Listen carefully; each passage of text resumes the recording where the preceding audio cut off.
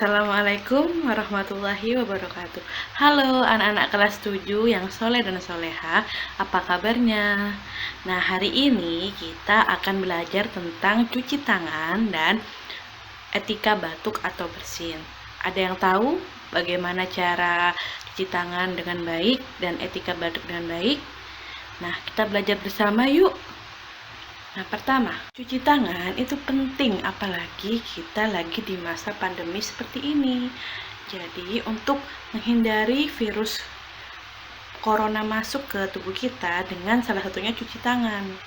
Nah, cuci tangan tidak boleh asal-asalan karena di bagian-bagian sela-sela jari kita ini juga harus kita bersihkan agar virus-virus yang menempel di sela-sela jari juga hilang. Jadi benar-benar bersih tangan kita. Ada lagunya loh, kita coba bareng-bareng yuk.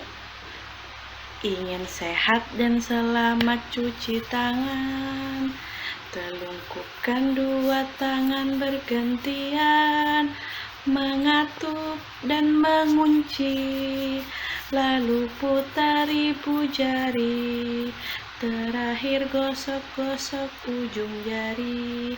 Gampang kan?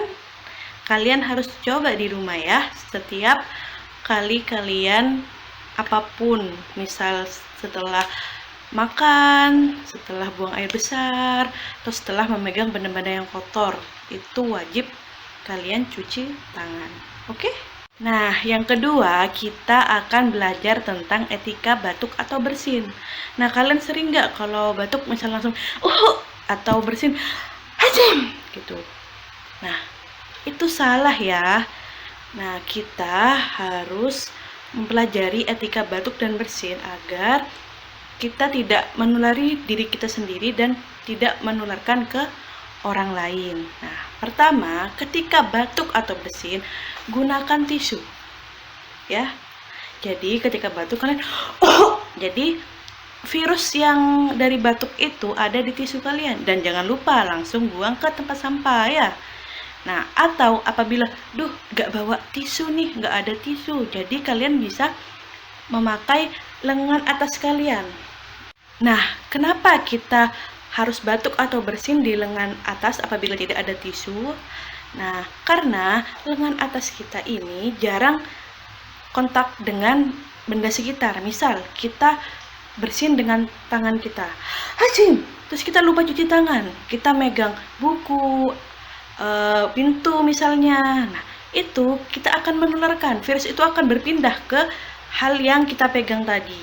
Nah, apabila di lengan atas, masa kita mau megang-megang buku dengan lengan atas kita kan tidak mungkin. Jadi lengan atas kita aman dari penularan virus atau menularkan virus. Ya, itu alasannya. Yang terakhir, apabila kita batuk dan bersin, jangan lupa memakai masker. Nah, pakai maskernya harus benar ya, menutupi hidung dan mulut kita. Seperti ini.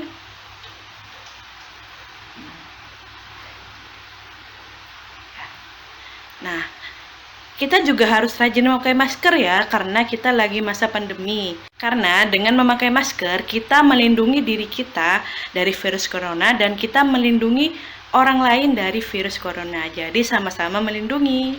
Oke? Nah, sekian dari Ustadzah. Semoga apa yang Ustadzah sampaikan ini bermanfaat dan jangan lupa dicoba di rumah ya. Kita selalu praktekkan di rumah sebagai perilaku hidup dan bersih sehat kita untuk mencegah virus corona dan penyakit-penyakit lainnya. Sekian dari Ustadzah. Wassalamualaikum warahmatullahi wabarakatuh.